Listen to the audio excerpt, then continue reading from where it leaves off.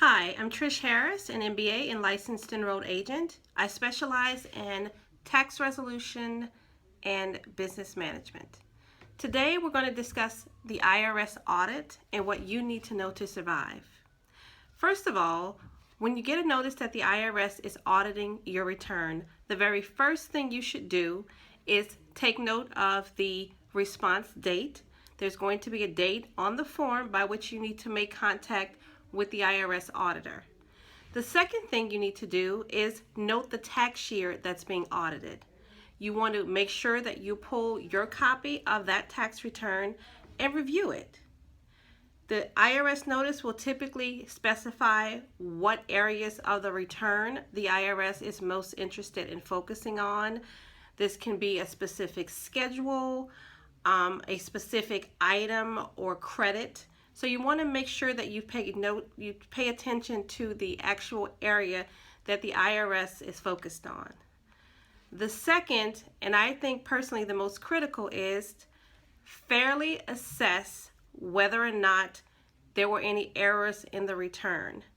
A lot of times, people that self-prepare their returns or they use a family friend to prepare the return, sort of file it and cross their fingers and hope that, the information that was provided was correct.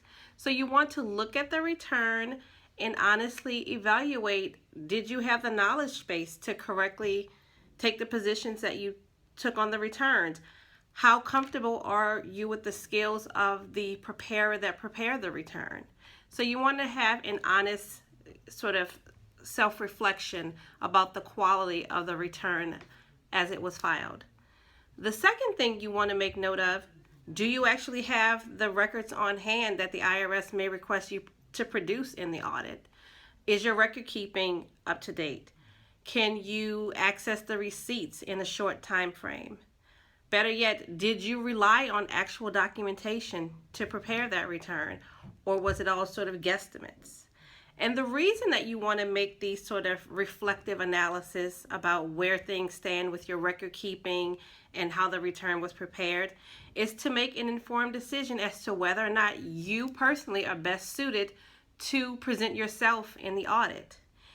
If during these reflections you identify that A, the return was maybe not prepared most accurately, your record keeping is less than ideal, the person that prepared your return is the one that everybody refers because they get the big refunds, or it's a family friend, or it's some other, sort of not licensed and experienced tax professional, then you are sort of going into an audit at a deficit because you know that all these are weak points in the return as it was prepared.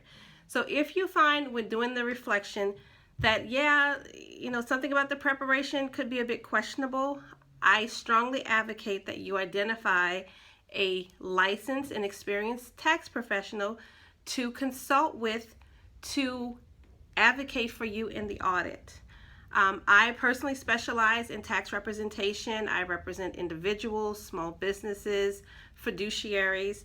So if you are going into an audit or you've recently received notification of an audit, you don't want to walk into it blindly. You don't want to go in there and misspeak or volunteer information that could ultimately cause the audit to expand or be used against you. So if you have been notified of an audit and you take some of the tips that I've pointed out here in sort of assessing your suitability to represent yourself in the audit, and you find that you'll probably be at a disadvantage if you walk into it alone, again, a licensed tax professional will be your best route.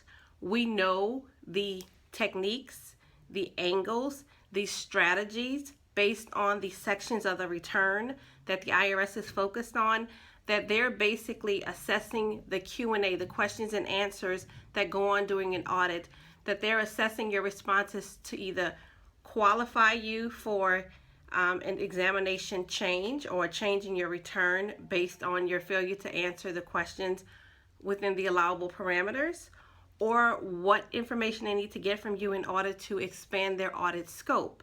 Remember, the IRS it's a business. It's a revenue generating entity of the government. So their employees, or have a mandate to serve the IRS in the government's interest, right? If they can collect additional tax, if they can disallow items on the return because you either fail to properly substantiate, you misspeak about information, then that's absolutely what they're going to do.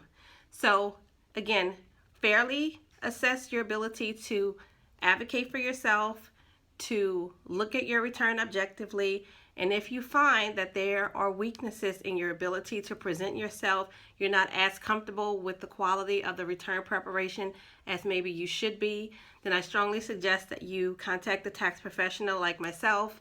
I represent taxpayers in all 50 states. I'm a licensed enrolled agent in MBA. I go toe-to-toe with the IRS on a regular basis to advocate for my clients, and I provide free consultations. So again, if you do have an audit notice, you're not prepared to go in and represent yourself, then please consider contacting a tax professional like myself. My website is below on the screen, harristaxandfinancials.com. You can also call me, 310-242-6420, and you speak directly with me. I don't have sales staff. I don't have lower level employees that actually handle the cases. I handle and represent my clients personally. So you'll get personal service, competent and knowledgeable professional representation, and believe me, it's worth it. So give me a call. Thanks.